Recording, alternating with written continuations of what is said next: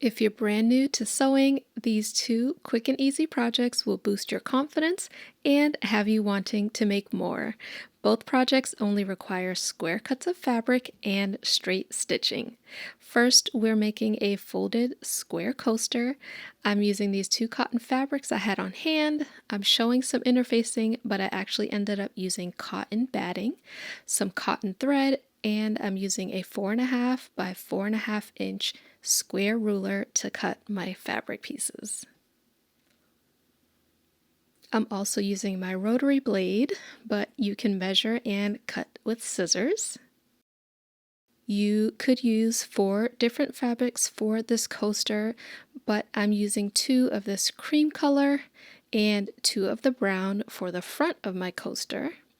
And I'll cut 2 more of the brown for the back. And these square rulers just make it so quick and easy to cut these pieces for this project.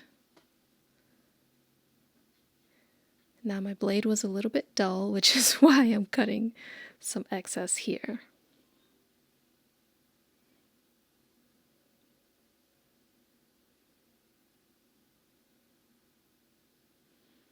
And you can make these in any size you want, just make sure all the squares are the same size.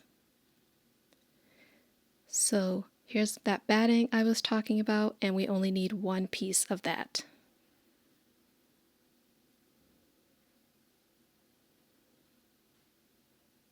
Now altogether we have 7 squares, and you can use whatever combination of fabrics you like, but I have 4 of the brown, 2 for the back and 2 for the front, and 2 of the cream for the front, and that 1 piece of batting.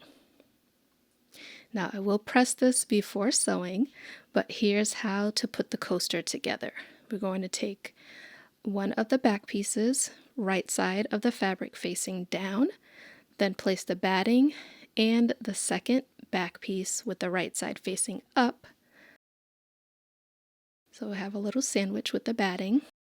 Then for the 4 front pieces, we are going to take each one and fold it in half. It doesn't matter which way unless you have a directional printed fabric.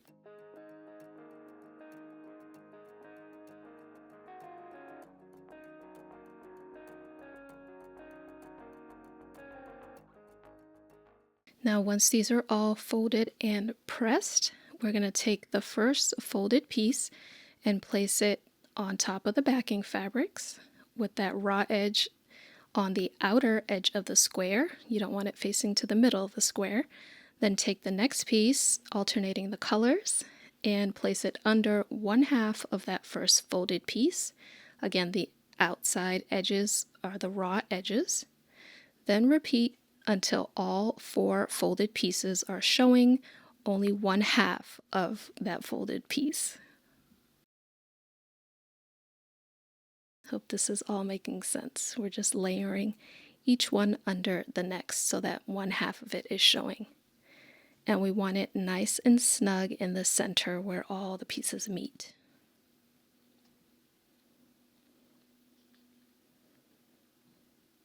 Now we are going to clip or pin on all 4 sides of our square. We are not leaving an opening for turning. I will show you how we're going to turn it after we sew.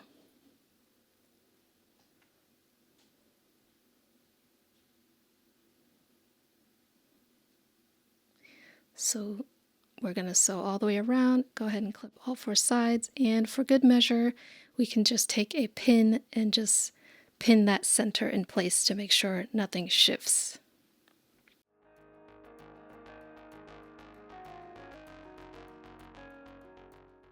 Now don't start at the very edge of the square, start about an inch or 2 in, and when you get to the next corner, we're going to stop 1/4 inch away from the edge so that you can pivot and sew down the next side.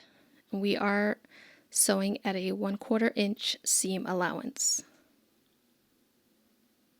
If you need to, use a fabric marking pen to mark those 1/4 inch edges so that you can see where you need to stop when you get close to the pivot point.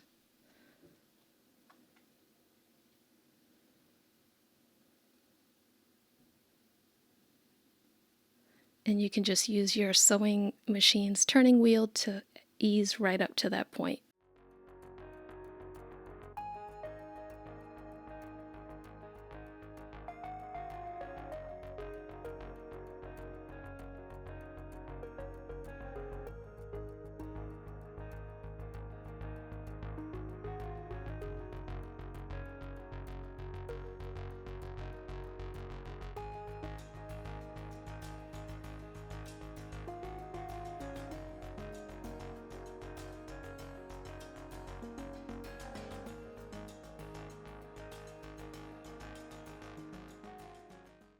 Now, once all 4 sides are sewn, you can overlap a little bit over the starting stitches, then backstitch to finish and clip your thread.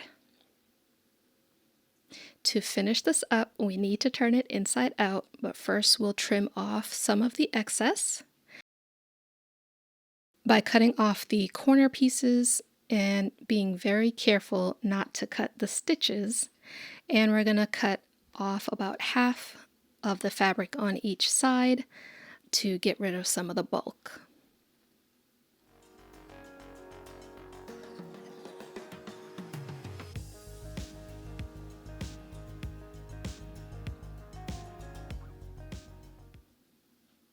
You see, I'm trying to get as close as possible to those stitches without cutting in.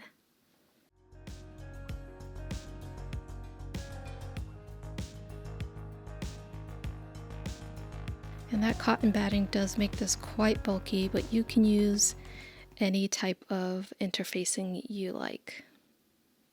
Okay, it's looking pretty good. Now to turn it, we need to get under each one of those folded edges at the center of the coaster until we see the backing fabric, which is much easier if you're using multiple colors of fabric, but you're going to just take each corner and push it out through that center. Now take your time pushing the corners out, because if you trimmed a lot of the excess, then you could easily push through your stitches, and we don't want that.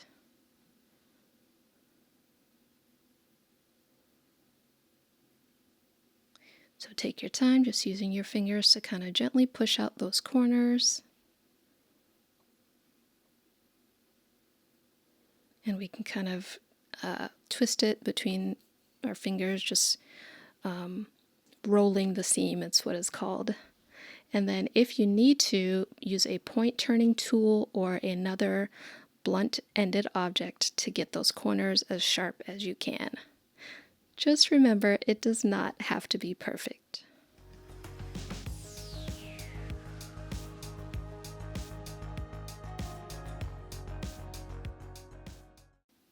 Now you can leave your coaster just like this, or you can top stitch around the edge, which is what I did. And this looks super fancy, but it was quick and easy to do. So if you are going to top stitch, I'm just showing you that we want to kind of pin that center in place again so it stays in place.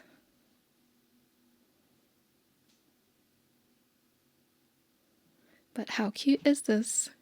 And now is the perfect time to start making these as gifts for Christmas.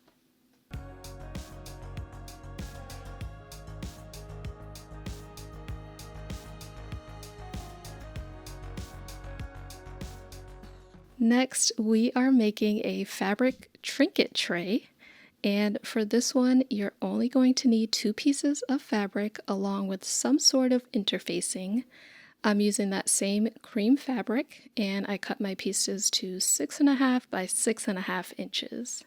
I'm using this heavyweight interfacing, which is from Dollar Tree, and this gives the fabric just a little bit of stiffness. And I cut these pieces the same size as my fabric.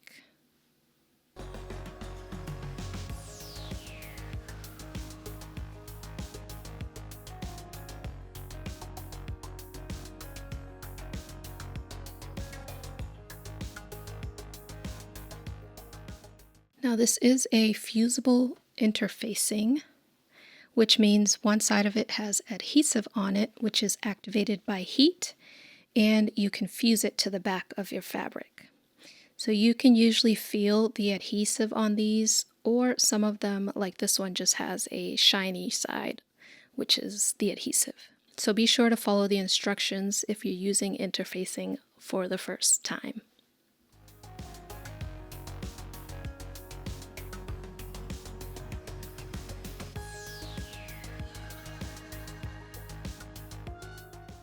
So again, these fuse to the back side of your fabric, and I'll show you how I'll fuse this.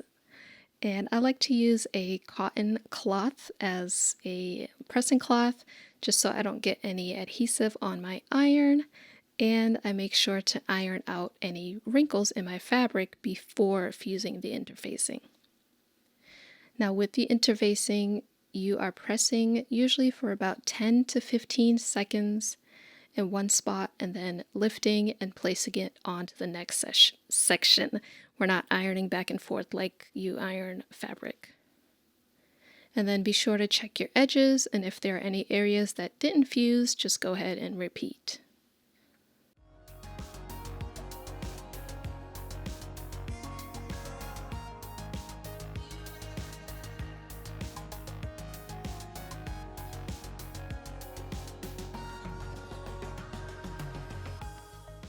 Now this time we are going to place our fabric right sides facing each other and clip or pin around 3 of the sides. Now use as many pins or clips as you need. As you advance in your sewing, you won't need as many. But then on that 4th side, we will leave an opening that's about 2 inches or so.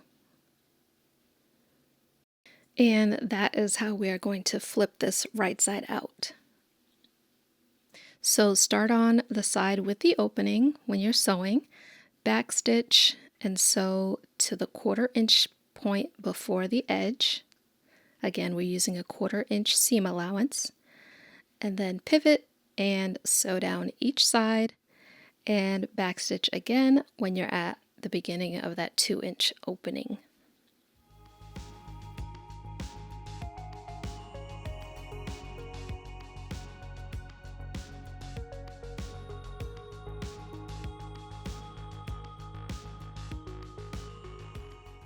And always remember when you're pivoting to keep that needle down in the fabric before you turn it.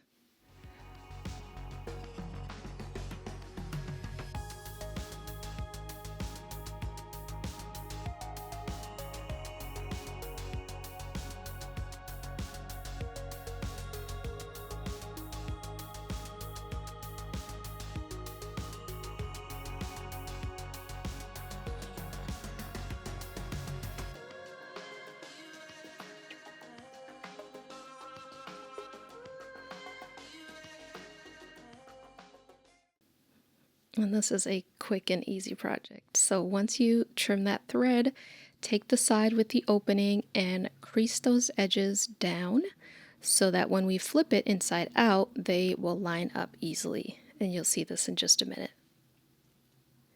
Now for this one, I'll trim those corner pieces and cut at an angle down each side to get nice flat corners. So I'm essentially just creating a shallow angle so that that corner pops out really nicely. Just make sure again not to cut any part of those stitches or any part of that opening that we left.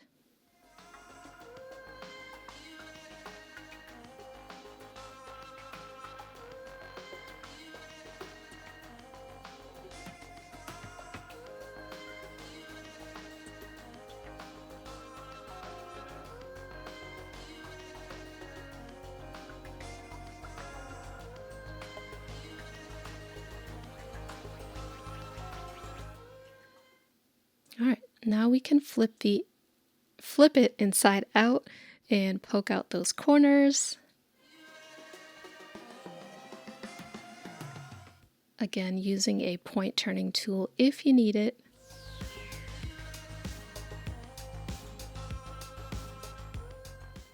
And rolling the side seams also helps to flatten those out.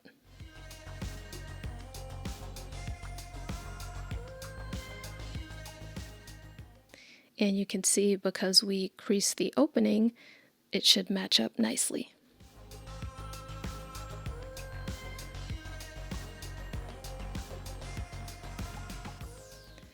Now give it a good press, and then we're going to top stitch around the entire square at a 1/8 inch seam allowance.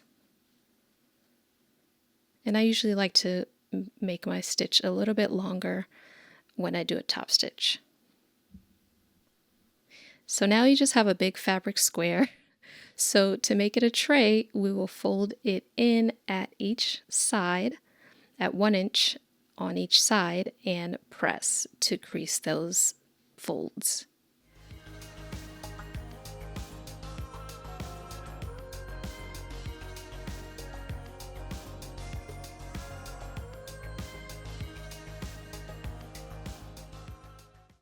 Now you can decide how big your folds are, but the wider the fold, the smaller the center of the tray will be. So just keep that in mind. And we're making it so that we create these corners just like this.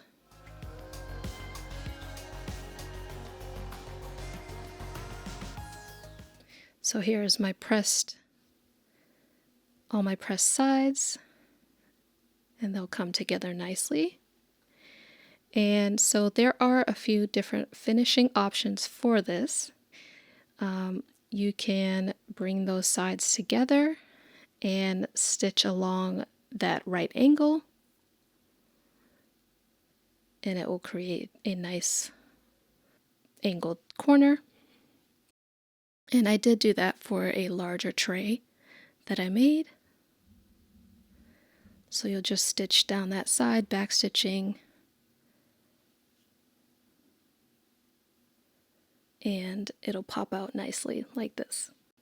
You could also use a hand needle, and you probably want to use some thicker thread, but you'll just kind of give a couple of stitches at the top of that seam and finish it that way. Or you can, what I did is use some eyelets, which are like grommets without the second side. And these eyelets came in a set from Hobby Lobby along with the setting tool that you see there. And I got this handy leather punch from Harbor Freight, which has been super helpful to make holes for rivets when making bags.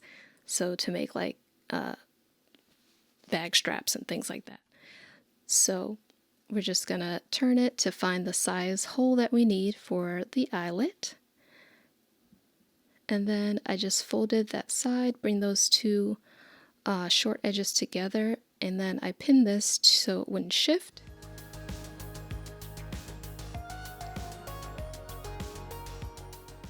And then just to keep everything even, I did measure at 3/4 of an inch from that outside corner and made a mark so I knew where to punch my hole on each side.